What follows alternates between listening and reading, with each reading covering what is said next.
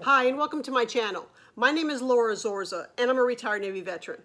I created this channel to help anyone that's currently serving in the Navy, along with anyone that wishes to enlist in the Navy, regardless if it's active duty or in the reserves. I served on both sides.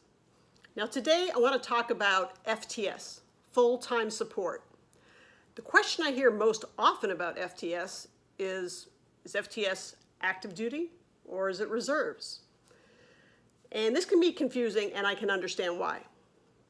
Now, you have the active component, and you have the reserve component. And then in the middle is FTS. The fact is, FTS are reserves. And I know many FTS that do not like to hear that, but they are reserves.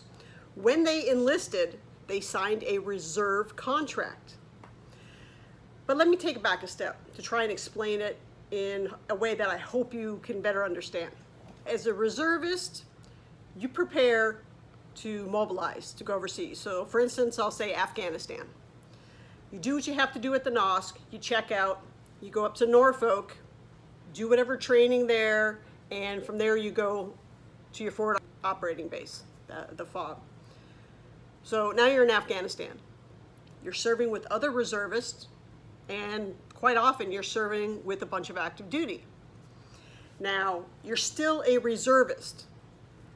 You're forward deployed, downrange, with active duty, but you are still a reservist. You had orders that sent you overseas. So kind of think of FTS that way. Their contract, whether it be 4 years or 6 years, is in a way orders. So I hope that kind of makes sense. They spend their entire contract supporting the reserves. They get all the benefits active duty gets. They get paid, all their medical, dental, vision, vacation time. They get the retirement because when they renew their contract, they get a new enlistment. They just keep going until they hit 20 years.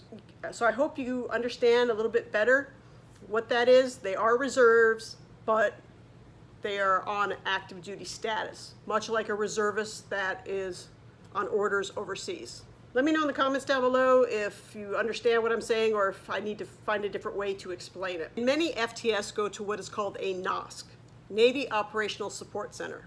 It's just a big building, it's what they call a base. And the nice thing about this is if you like to travel, there is a NOSC in every state.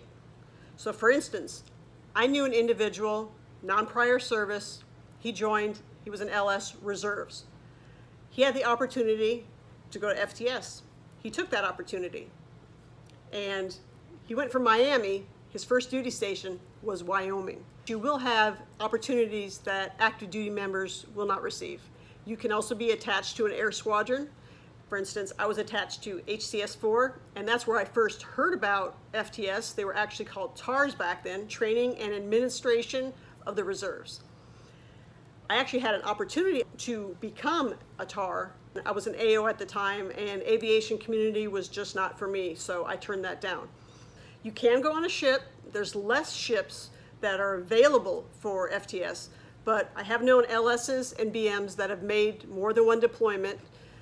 Now the work hours of FTS, depending on the size of the NOSC, will determine if there's one drill weekend or two. Now in Miami for about 5 years, we had an Alpha and a Bravo drill weekend because the NOSC was so large. You work on weekends as FTS. Depends on the command, on the CO and your command chief. From what I've seen at a variety of NOSCs is if you're drilling that weekend, so that means you gotta work, they will generally give you like Thursday, Friday off for half the command, and then Monday, Tuesday off for the other half.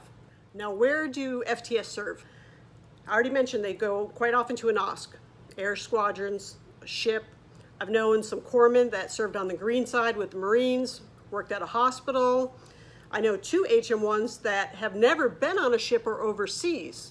So, like I said, it is possible. While you may be another rate, and you get 3 deployments. It's just the luck of the draw. I also know a YNC that served with the SEALs, and my brother from another mother, Chief Kala. He's FTS. So if you had your heart set on doing something RDC or anything up at Great Lakes because you just really wanted to go back there, there is a possibility. There are a lot of possibilities. There are many opportunities in the FTS community. So if that's something that interests you, all you have to do is ask your recruiter. The worst thing they can say is no, there's no availability. If you're active duty and you're interested in crossing over, talk to your detailer. If you have any other questions that I may not have answered, just comment down below, or you can send me a direct email. If you're not subscribed, please consider subscribing. And until the next video, take care, be safe, and I hope you have a great day.